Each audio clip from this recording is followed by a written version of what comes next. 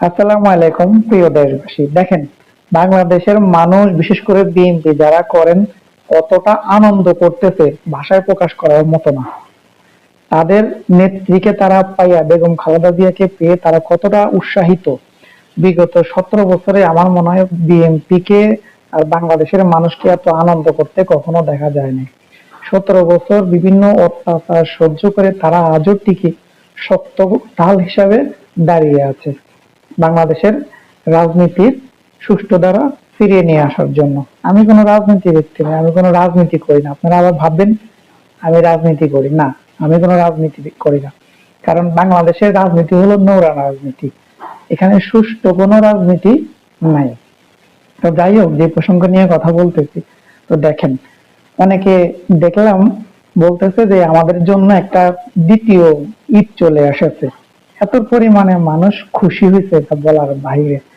বেগম খালেদা জিয়া দীর্ঘদিন অসুস্থ থাকার পর আপনারা সবাই জানেন উনি চিকিৎসার পরে বাংলাদেশে আসলেন। আলহামদুলিল্লাহ, আল্লাহ পাকের রহমতে উনি অনেকটাই সুস্থ এখন বর্তমানে আছেন। উনি বড় একটা বিষয় কি জানেন, উনি পায়ে হেঁটে গাড়ির থেকে নেমে ঘরে গেছেন বা রুমে গেছেন। তাহলে বিশ্বাস করেন, এই সুস্থ মানুষকে দেখে পুরো বাংলাদেশের মানুষ অনেকটাই খুশি হয়ে গেছে। তা আমি একটা কথা বলি, আপনারা এত বড় একটা দল, অবশ্যই সুষ্ঠু রাজনীতি করবেন, নোংরা রাজনীতি করবেন না। কিছু কিছু দলের ভিতরে ব্যক্তি আছে, এই ব্যক্তির কারণে আপনাদের দলটা নষ্ট হয়ে যাইতেছে। কারণ আমরা অনেকে দেখি, অনেকে দেখেও না দেখার ভান করে বসে থাকে।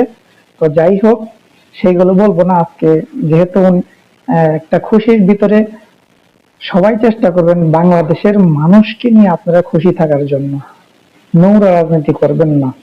সব সময় বিগত সরকারের আমলে দেখছেন মানুষ কলিজা ফাইটে যেত, মানুষের সাহস করে এক কথা বলতে পারতো না, মানুষের অবস্থা এরকম ছিল।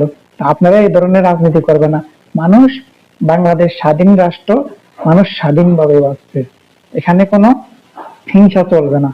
আপনারা সুষ্ঠু রাজনীতি করে সবার ভোটের অধিকার প্রতিষ্ঠা করবেন, যাতে বাংলাদেশের প্রত্যেকটা মানুষ ভোট দিতে পারে, এমন একটা সিস্টেম তৈরি করবেন। আপনারা যদি জনগণের পাশে থাকেন, জনগণের কল্যাণে এগিয়ে আসেন, জনগণ অবশ্যই আপনাদেরকে চাইবে, এটা মনে রাখবেন। আর যদি জনগণের পাশে না থাকেন, বিগত সরকারের মতো করেন, তাহলে কিন্তু আপনারা টিকে থাকতে পারবেন না। কথাটা মনে রাখবেন, এটাই বাস্তব। সুষ্ঠু রাজনীতি করবেন, মানুষের পাশে দাঁড়াবেন, অসহায় মানুষের পাশে দাঁড়াবেন, দেশের দ্রব্যমূল্য সবকিছু নিয়ন্ত্রণ করবেন, সবকিছু ঠিক করবেন। যদি ক্ষমতায় আসেন, আসলে তো আসবেন জন